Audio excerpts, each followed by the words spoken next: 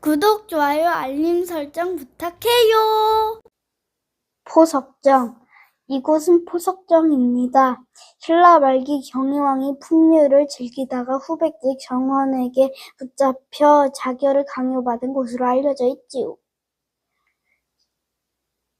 포석정은 삼국사기 삼국유사 고려사에서 신라 후기 왕들의 유희 장소로 기록되어 있습니다. 그러나 포석정을 달리 해석하기도 합니다. 경희왕이 붙잡힌 시기가 양력으로 12월에서 1월로 매우 추운 겨울이었기 때문에 술잔을 띄웠다는 것은 후대의 흠집내기 가능성을 배제할 수 없습니다.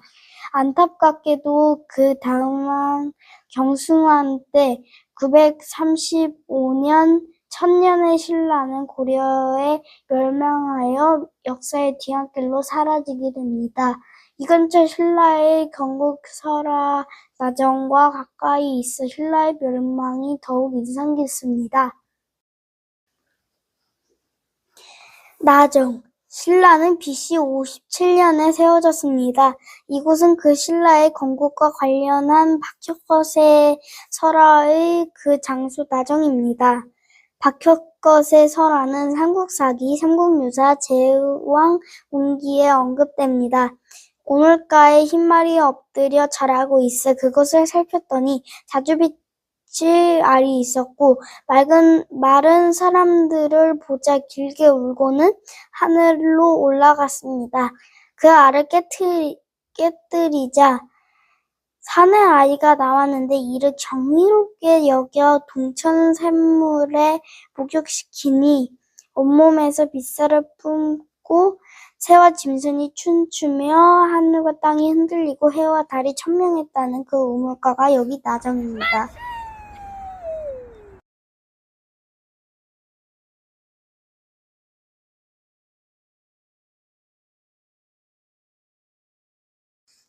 석굴암.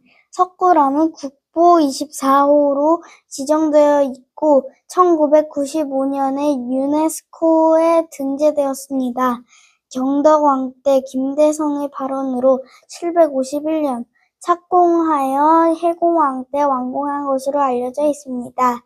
동아시아 최고 걸작으로 꼽히는 석굴암. 특히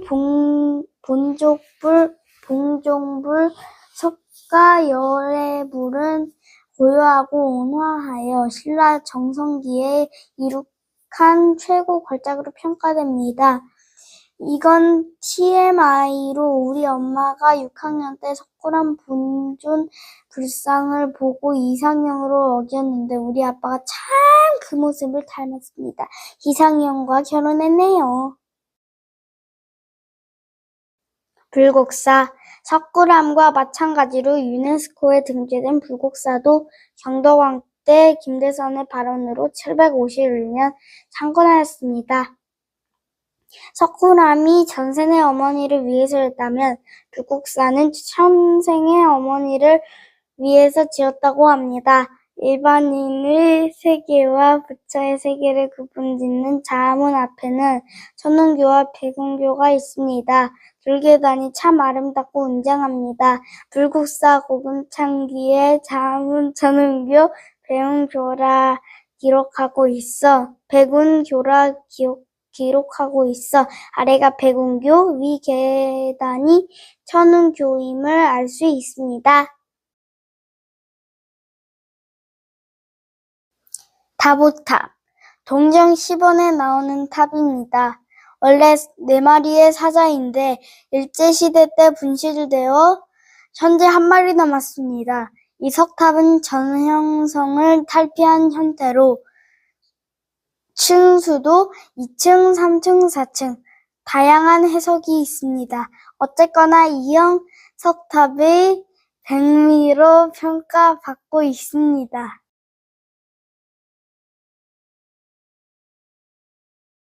석가탑. 신라 정연적인 석탑 양식을 대표하는 석가탑입니다. 삼축 석탑이며 탑의 기단부를 자연석이 받치고 있는데 이런 유래가 드물어 주목할 만한 점입니다. 석가탑은 그림자가 없는 탑 무형탑이라고도 하는데요. 아사달과 아사녀의 설화가 전해집니다. 백제 아사달이 신라로 초빙되어 석탑을 만들고 있는데 남편을 만나고 싶은 아사녀가 신라로 옵니다. 그런데 탑이 완성되기 전까지는 여자를 데릴 수 없다고 해서 남편을 만나지 못했어요. 날마다 서성이는 아사녀에게 한 스님이 근처에 작은 연못이 있소이다. 마음을 다하며 빌면 그 탑의 그림자가 연못에 비칠 것이요. 그러면 남편도 볼 수 있소이다. 아사녀는 온종일 연못을 보면서 기다렸어요. 그런데 연못에는 탑의 그림자가 비치지 않았어요. 아사녀는 고향으로 되돌아갈 기력도 잃고 남편 이름을 부르며 연못에 뛰어들어 죽었어요.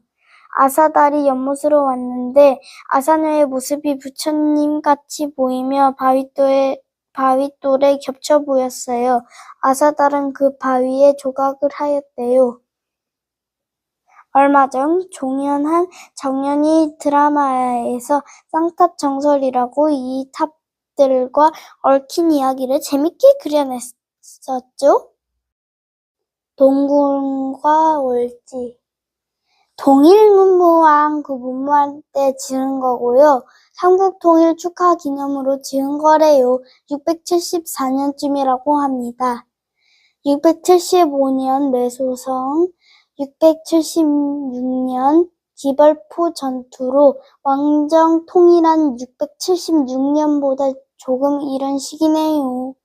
큰 장치를 열었고 신라 마지막 왕 경순왕 때도 고려 태조 왕건을 초청하여 잔치를 베풀었다고 합니다. 월지 연못은 인공 연못인데요.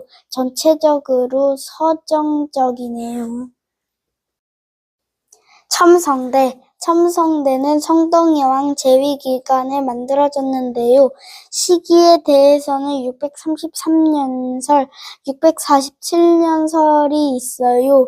세종실록 지리지에는 633년경으로 중부 문헌비고에는 647년경으로 기록이 되어 있습니다. 아무튼 633년은 연후 인편으로 한 해이고 647년은 비단과 염존의 난이 있었던 해이네요. 비단과 염존의 난 때 여왕이 정치를 잘못한다고 반란을 일으켰는데 하필 하늘에서 유성이 떨어졌어요. 이때 김유신이 불을 붙여 연을 날려서 떨어진 유성이 다시 하늘로 올라갔다고 해서 반란을 진압했죠. 삼국사기 김유신 열전에 나오는 천문과 관련한 이야기랍니다. 첨성대는 별을 관측하는 천문대의 역할을 했던 곳이라고 해요. 그리고 첨성대는 동양에서 제일 오래된 천문대라고 합니다. 혼란의 시기 최초로 여성으로 왕이 되어 반발이 있었지만 선동여왕 때 여러 업적들로 왕권을 강화했습니다. 분황사 때는 선덕여왕 재위 시절 643년 낙성된 사찰로 자장 원효가 거쳐간 유서 깊은 사찰입니다. 솔거에 관보살상 그림도 있고요. 여기에는 모전석탑이 유명해요. 신라 석탑 중 가장 오래된 석탑으로 벽돌 모양의 돌을 쌓아 올린 모전석탑입니다. 모전석탑은 한국만의 고유한 양식으로 조선시대까지 쭉 이어져 왔답니다. 최초의 인왕상이 새겨져 있습니다. 비슷한 시기에 만들어진 백제의 익산 미륵사지 석탑과도 좋은 대조를 이루고 있어요. 황룡사는 554년 진흥왕 때 세워진 사찰이에요. 그런데 황룡사 구침목탑은 자장대사의 권유로 645년에 선덕여왕 때 건축되었어요. 그런데 3차 몽골 침입 때 1238년경 불에 타서 없어졌어요. 황룡사 9층 목탑은 80m의 거대한 탑으로 신라를 중심으로 삼국을 통일하고자 하는 영혼이 담겨 있어요. 9층은 국적을 가리켜 올렸는데 1층은 일본, 2층은 중국, 6층은 7층은 말갈과 거란이래요. 그만 좀 쳐들어오라고 탑을 지었나 봐요. 그런데 이 탑도 백제 아비지를 초청해서 지었다고 합니다. 이 탑은 당시 신라의 국력과 불교 위상을 널리 드높이는 상징적인 존재였다고 해요. 분황사, 황룡사 모두 불심으로 왕건 강화를 한 예로 볼 수 있어요. 성덕대왕 신종. 성덕대왕 신종을 보러 국립경주박물관에 갔어요. 성덕대왕 신종은 봉덕사종 에밀레종이라고도 불리는데요. 경덕왕의 아버지 선덕왕의 공덕을 널리 알리기 위해 만들기 시작해서 해공왕 때 771년 완성되었어요. 19통이나 나가는 엄청난 이 종은 에밀레라는 소칭이 있는데 이걸 만들 때 아이를 넣었다는 소문 때문이었어요. 종이 울릴 때마다 아이가 엄마를 부르는 듯한 소리가 나는 것 같다고요. 그런데 사실이 아니라고 해요. 그러면 왜 이런 소문이 났을까요? 아마도 만들 때 너무 힘든 나머지 생겨난 설화가 아닐까 합니다. 한국의 종이에서만 보이는 음통, 이것은 만파식적에서 유래한 후국의 정신이 깃들어 있다고 하네요. 그리고 종 밑에 움푹 패인 명동도 잘 살펴보고 왔습니다. 과연 신비하고 아름다운 소리였습니다.